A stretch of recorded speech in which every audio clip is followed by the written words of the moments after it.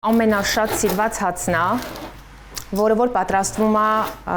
լոլիկի ջրով եւ ուրցով, անմահական համուն իրականում։ Ծակ-ծակ, փքուն, խրթխրթան ու բուրավետ այս հացերը պատրաստվում են բնական եղանակով, նման մեր տատերի թխածին։ Ամբողջահատիկ ցորենի այլուրից ու ջրից ստացված խմորը սենյակային ջերմաստիճանում մեկ շաբաթ ակտիվացնելով նույն բաղադրիչներով, փրփրում, թթվաշհամ է ստանում ու դառնում լավ հացի կարևոր պայման։ Ամբողջ տեխնոլոգիական գործընթացը իրենից ներկայացնում է կարճ տեխնոլոգիական գործընթացներ, այսինքն շուրջ 24 ժամ տևելու է հասունացումը, բայց յուրաքանչյուր 30-40, գուցե 1 ժամը մեկ ես մոտենալու եմ խմորին, որպեսզի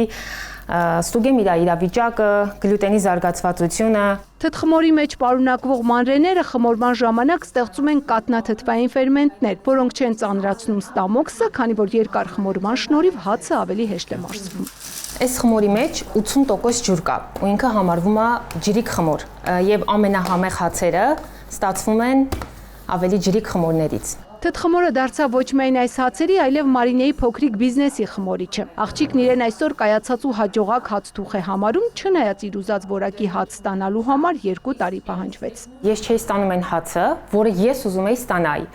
Ու մի պայծառ երկար լացելուց հետո ես հասկացա, որ չունեմ գիտելիք հացագործության վերաբերյալ։ Այսինքն չգիտեմ տեխնոլոգիաները, չգիտեմ նրբությունները,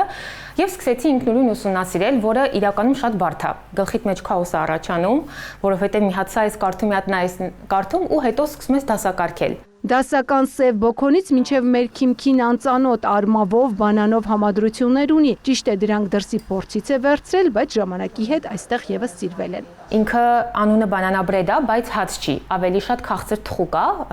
պիրոգների նման իր միջուկը, բայց սա պատրաստվում է թթխմորով։ Մարինեն հացաթխումն այսօր արդեն առաքելություն է համարում։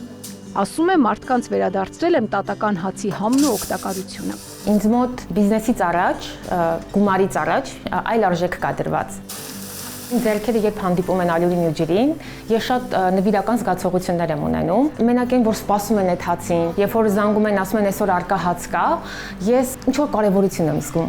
Որ թթխմորային հացերը տարածվեն ու շատերը տիրապետեն գործին, տարուց ավել են նաև վարպետության դասեր անցկացնում։ Ծաղկանուշ Միրզոյան, Էդմոնդ Հակոբյան, լուրեր։